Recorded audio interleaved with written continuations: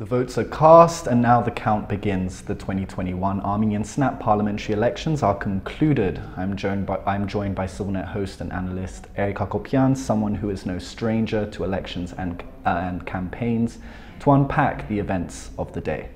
Eric, welcome back. It's a pleasure. So polls have closed. What did you see today? What did you think?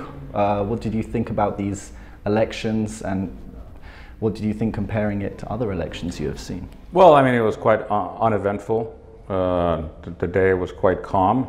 There was no significant reports of irregularities.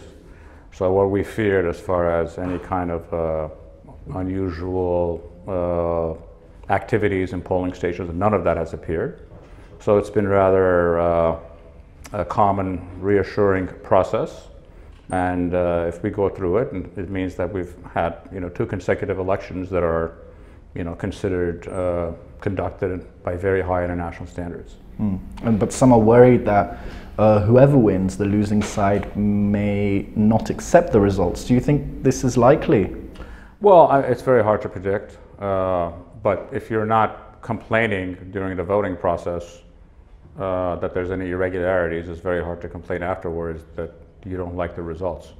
So if no one is causing any red flags, and the way the counts get done here, the counts are done in front of the representatives of every party, and they're very open in the process, and everything is videotaped, so CCTV cameras.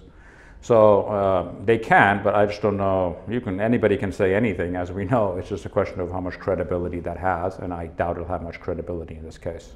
And these elections took place in a context of military defeat, economic hardship and political turmoil, but they went ahead normally. Do you think a culture of democracy is starting to cement itself in Armenia?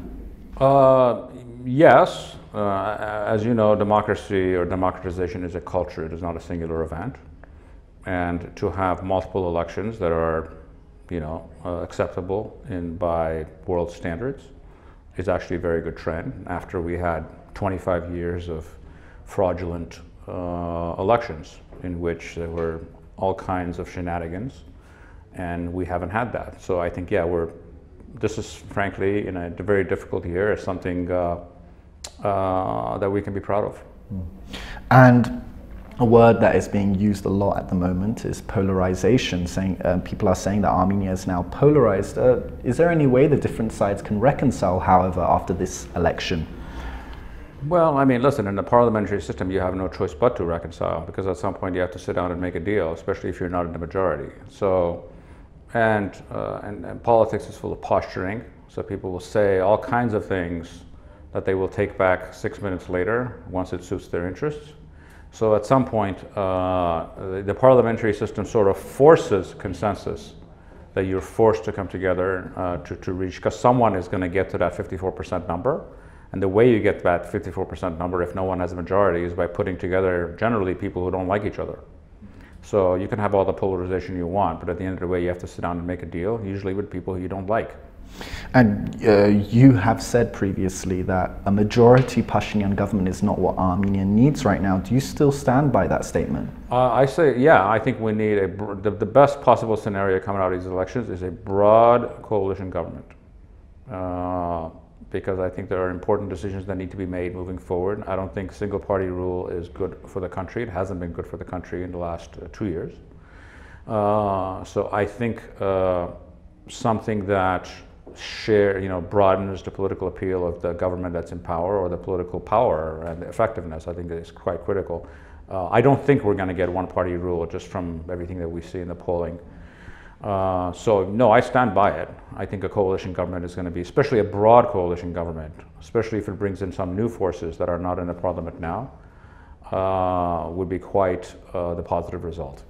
And you said some months ago, when the Chief of the General Staff of the Armed Forces, Onik Gasparian, called for Pashinyan to resign, that the only way for Armenia to get out of that crisis was through parliamentary elections. Well, those elections have happened now, but many people seem to think it's going to get worse after elections. What do you think? It's very hard to predict. It depends on the results. We could very well be heading into a second round. If we head into a second round, the second round will be very contentious, because most likely it's going to be a direct head-to-head between the Prime Minister and the former President, Kocharyan, and current Prime Minister Pashinyan. and that would be a very, very contentious elections. But let's not lose perspective here. We've gone through war trauma, economic trauma, COVID trauma, and here we are. All of these people, the two primary candidates in this race have put each other in jail. But we're solving these issues through elections, and I can tell you that wouldn't be happening in our neighboring countries. Mm-hmm. And you mentioned that. How do you think these elections are perceived abroad, also in Azerbaijan and Turkey, for example? Well, I could care less how they're perceived in Azerbaijan and Turkey. Those are not standards of anything, and they're not even free countries. So, the only thing they can do is to watch and learn. As far as the world is concerned, what they need to understand is we're proving to the world that geography is not an excuse for tyranny. That no matter what issues you have, no matter what you think of all the political actors in this country, and most people think very low of them, that they actually manage to get together and try to solve our issues through elections. You have observed, participated, worked on election campaigns and in the United States. Are there any issues you saw with how Armenian elections are conducted? Would there be anything perhaps that you would recommend? Just there's this complete lack of humility by the political actors, that no one's willing to admit mistakes. No one is attempting to be the bigger man in this case, or bigger woman, once we had that one day. It's this black and white, no nuance. For example, I think the former President Kocharian would have done much better if he would have mea culpa about some of the things that happened during his rule, and he didn't, and I think that's going to hurt him compared to what he could have done. So I think there's this lack of humility, and I'm right and everyone else is wrong. It's not helpful. It's not very mature, and the fact that everyone, essentially the campaign was to go after their own bases, to rile up their own bases and make them angry, rather than try to reach out to new voters or to swing voters. I think it might be useful for them tactically, but it is not good for the country, because you need political forces that are appealing to as many people as possible and broadening your base, rather than, politics is about addition, it is not about subtraction. And I don't think they necessarily act like that. And finally, now the hustings are over, what would your message be to Armenian politicians? I want the losers and the winners to be gracious. If you win, you need to understand that whatever mandate that you're getting is very limited, and that you need to broaden. You need to be the representative. You need to lead people that didn't even vote for you. It's time for unity. It's time to move on and focus on the big issues facing the country.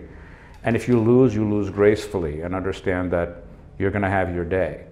And you don't, the democratic process itself is far more important than who wins or loses today. Eric, thank you as always. Thank you very much. And continue following CivilNet for the latest updates with regards to the 2021 snap parliamentary elections in Armenia. Thank you.